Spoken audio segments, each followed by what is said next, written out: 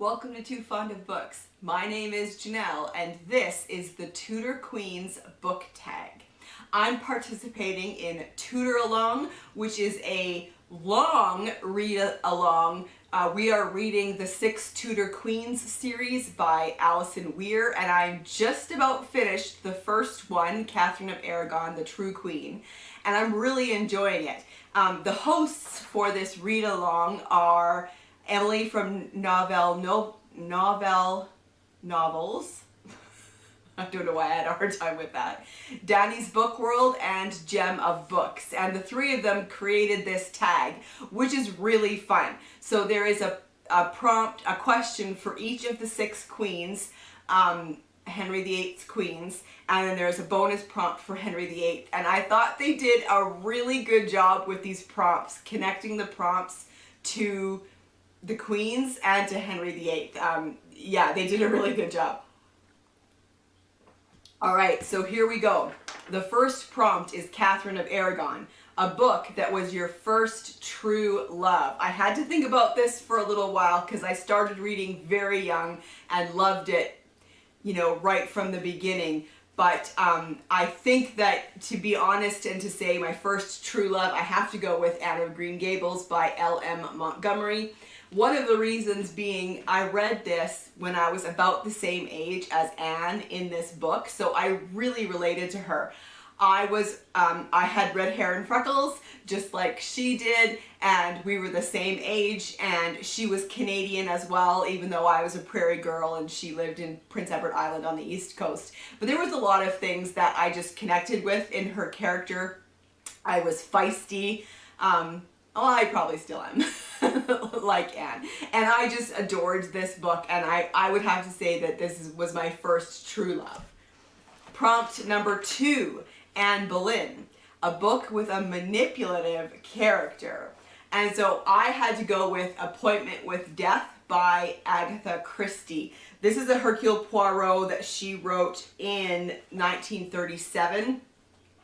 And Mrs. Boynton is such a manipulative character. She is controlling and evil. The book calls her evil, and I would totally agree with that. It is amazing to me how controlling and manipulating she is with her children.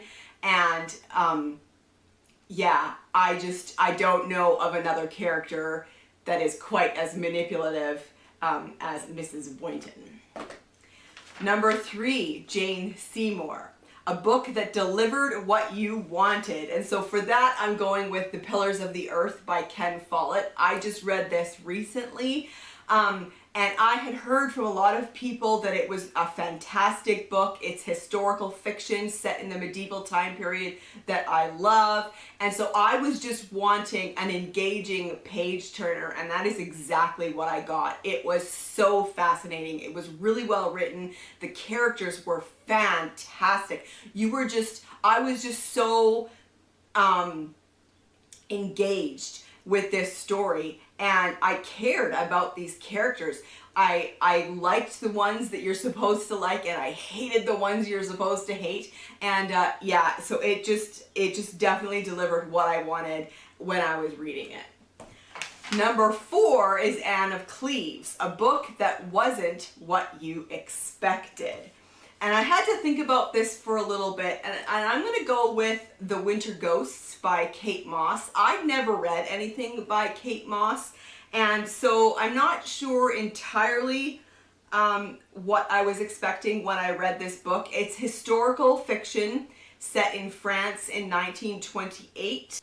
I knew it was going to be a ghost story, obviously from the title, but what I wasn't expecting was how engaged I was with this story and how beautifully written it was, and how it was really a story about grief, and I wasn't expecting that, and it was just told in such a beautiful way. I really enjoyed it, and it wasn't what I was expecting.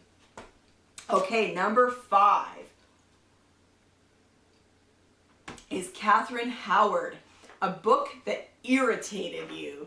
And I didn't have to think long before I came up with this is The Christie Affair by Nina de Gramont.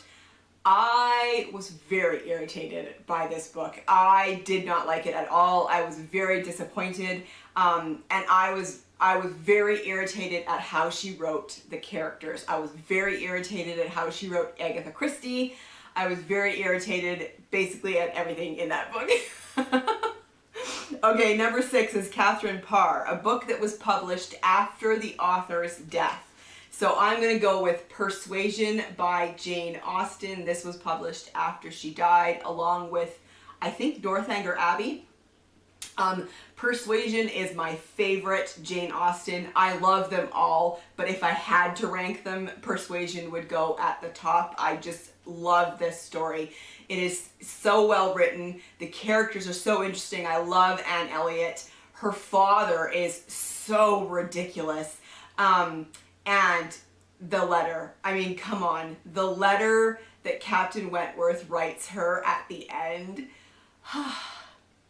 Yeah, so I had to go with Persuasion by Jane Austen. And then the bonus prompt is for Henry VIII himself, a chunky book you hated.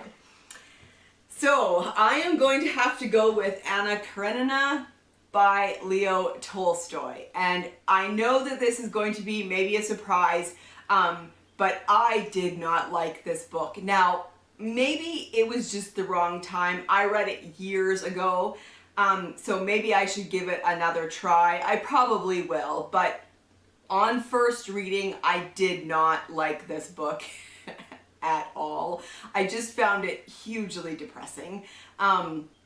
But now that I know a little bit more about Russian history, and I've read a little more of the classics, I should probably give this one a shot. But for now, a chunky book that I did not like, I'm going to go with Anna Karenina by Leo Tolstoy.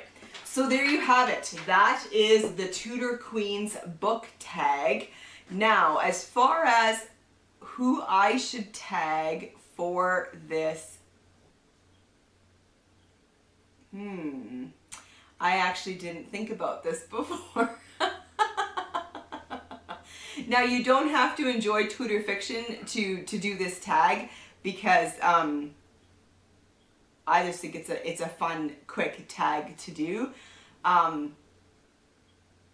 I can't think off the top of my head who to tag. So how about this? If this sounds interesting to you, then I tag you. Let me know in the comment section down below if you've read any of these books and if you would agree with me for the prompts that I connected them with. And also, for one of these prompts, I would love to know from you, what is a book that you read that wasn't what you expected? I like that prompt. I think it's good. And I will see you for another video soon. Bye.